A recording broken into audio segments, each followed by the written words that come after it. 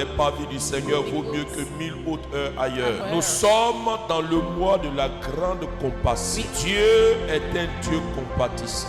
Dieu est un Dieu qui a un cœur.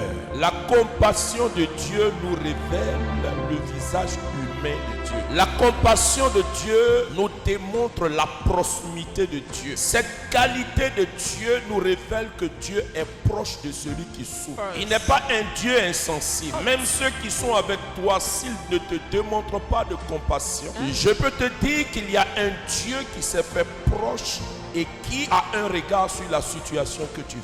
Ta délivrance viendra après ton cri. Le silence devant une détresse n'est pas la bonne solution. N'est pas toujours la bonne solution. Pourquoi? Parce que Dieu nous dit, dans ta détresse, tu as crié à moi. Et moi, Dieu, je t'ai délivré. Cela veut dire que la délivrance est possible. La délivrance est la solution que Dieu te propose face à la détresse dans laquelle tu te trouves. Mais cette solution ne peut pas venir sans qu'il y ait une démarche de ta part. Même si la détresse est tellement grande qu'elle noue ta gorge. Parce que frères et sœurs, souvent dans des situations difficiles, comme Daniel l'a vécu sur les rives de Babylone, vous nous demandez de chanter des cantiques. Comment pouvons-nous chanter des cantiques devant une telle humiliation, devant de telles souffrances? Et pourtant Dieu dit, c'est dans la détresse que tu dois crier à lui. La détresse est une situation difficile, frères et sœurs, dans laquelle tout le monde peut se trouver. Il n'y a personne sur cette terre qui peut dire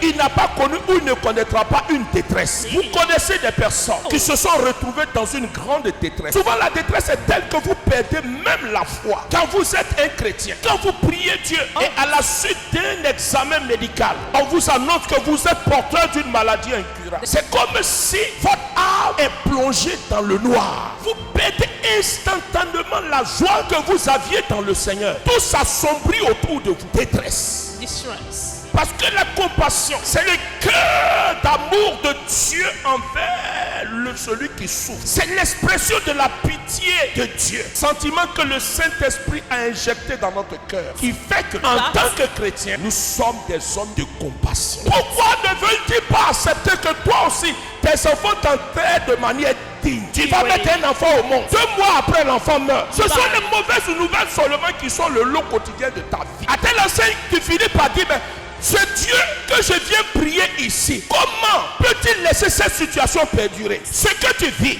la solution ne viendra pas de celui vers qui tu te rends pour raconter ton histoire de souffrance. Une seule personne a la solution à ce que tu vis. Une seule personne peut te faire sortir de cette détresse. Israël a compris qu'il fallait crier à l'Éternel. Mais quand on crie à Dieu, la Bible dit, Dieu envoie un prophète. Pourquoi Dieu n'agit pas? Avant qu'il n'agisse, il commence par envoyer un prophète. C'est-à-dire, il commence d'abord par te parler. Tu mérites d'avoir la paix dans le cœur. Parce que la misère, frères et sœurs, détruit toute possibilité de joie. Paralyse nos initiatives d'expression. Nous ne pouvons pas nous réjouir lorsqu'il y a la détresse. Mais Dieu dit, c'est dans cette situation que je viens à toi. Pour que je vienne à toi, crie à moi.